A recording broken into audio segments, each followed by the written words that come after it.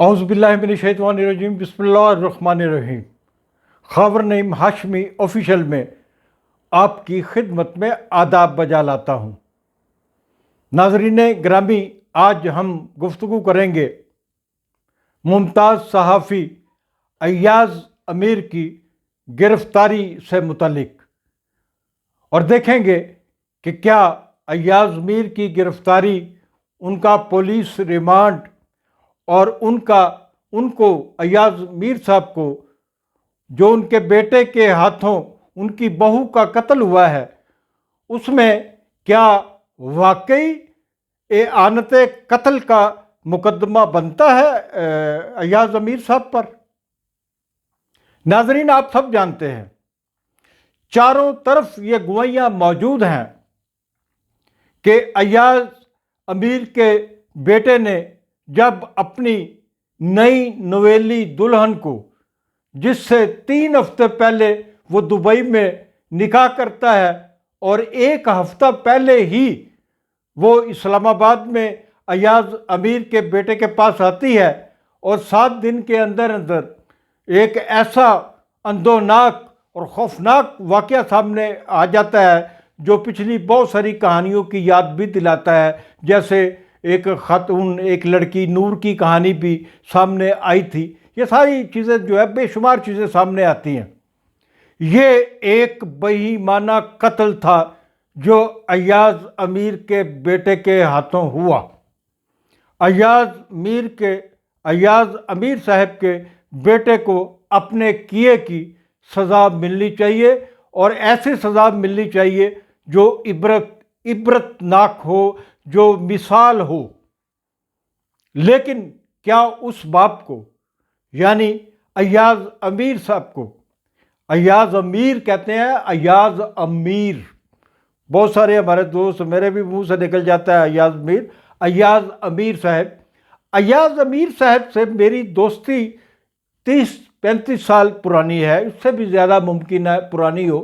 اور بڑا بھائیوں جیسا تعلق ہے، اور میں اس تعلق کو نبھانے کے لیے یہ پروگرام نہیں کر رہا۔ اگر ایاز امیر صاحب واقعی جرم میں اعانت کرتے ہوئے نظر آتے کہیں بھی، تو میں یہ پروگرام قطعی طور پہ کبھی نہیں کرتا۔ یہ گوائیاں موجود ہیں کہ جب ان کا بیٹا اپنی نوبیاہتا دلہن کو قتل کرتا ہے، قتل کرنے کے بعد خون آلودہ لاش کو باتھ ٹب میں ڈال کے پانی کا نل جو ہے اس کو کھلا چھوڑ دیتا ہے تاکہ خون جو ہے وہ پانی میں بہہ جائے اور وہ لاش کو ٹھکانے لگا سکے، تو اس دوران ایاز امیر صاحب کا بیٹا اپنے باپ کو ساری کہانی سناتا ہے، بلکہ ویڈیو لنک پر اپنے ہاتھوں قتل کی گئی نوبیاہتا دلہن کا منظر بھی دکھاتا ہے کہ قتل کے بعد اس کی لاش کیسے پڑی ہوئی ہے باتھ ٹب میں۔ ایاز امیر صاحب ایک اچھے شہری ہونے کا ثبوت دیتے ہوئے فوری طور پر DIG سے رابطہ کرتے ہیں، لیکن ان کا رابطہ نہیں ہوتا۔ وہ علاقے کے SP کو صورتحال سے آگاہ کرتے ہیں اور کہتے ہیں کہ انہوں نے اپنے گھر سے چیخوں کی آواز سنی ہے، ان کے بیٹے نے ان کو یہ باتیں انفارمیشن دی ہے اور فوری طور پر ایکشن لیا جائے۔ پولیس وہاں پہنچتی ہے، ایاز امیر کا بیٹا موقع واردات سے گرفتار کیا جاتا ہے، دلہن کی لاش جو باتھ ٹب میں پڑی ہوتی ہے اس کو قبضے میں لیا جاتا ہے، اور اس کے ساتھ ہی ایاز امیر صاحب کو بھی دفعہ 302 کے تحت گرفتار کر لیا جاتا ہے۔ کیا ایاز امیر صاحب کی گرفتاری اور ان کا ریمانڈ دینا پولیس کو، چاہے وہ 1 دن کا ہی دیا گیا پہلی دفعہ، یہ کچھ لاجک رکھتی ہیں چیزیں؟ یہ پروگرام ناظرین میں محض اس لیے کر رہا ہوں کہ اس واقعے کا میں سمجھتا ہوں کہ موجودہ حکومت کو وہ صوبائی حکومت ہو یا وفاقی حکومت ہو، دونوں حکومتوں کو نوٹس لینا چاہیے۔ ایاز امیر صاحب اس وقت سیاسی طور پر وفاقی حکومت کی مخالفت میں بولتے ہوئے نظر آتے ہیں۔ ایاز امیر صاحب اپنے ٹیلی ویژن پروگرام میں عمران خان کی حمایت کرتے ہوئے بھی دکھائی دیتے ہیں، لیکن یہ ان کا ضمیر ہے اور یہاں آزادی صحافت ہونی چاہیے۔ اس کے باوجود کہ ایاز میر پر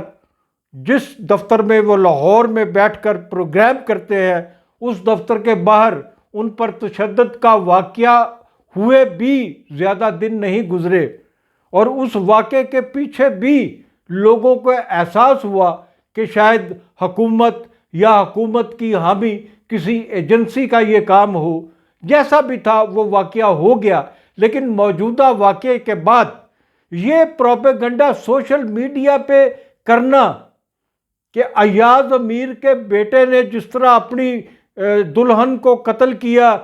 جس طرح کا وہ عیاش آدمی ہے، ایاز امیر بھی ویسا ہی عیاش آدمی ہے، اس نے بھی ایک سے زیادہ شادیاں کی ہیں، اور ایاز امیر تو کہتے ہیں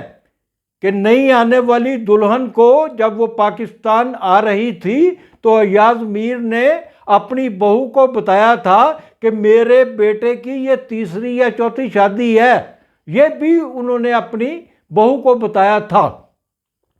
اور ایاز میر صاحب کو اس طرح جو گرفتار کیا گیا ہے، جو دفعات لگائی گئی، وہ اس میں کچھ سیاسی رنگ بھی لوگ محسوس کرتے ہیں، اور یہ لوگوں کو محسوس نہیں ہونا چاہیے۔ اور ایاز امیر کی بھی جو کردار کشی کی جا رہی ہے، ان کا ماضی کھنگالا جا رہا ہے۔ ایاز میر کا ہی نہیں، ایاز امیر کے والد کا بھی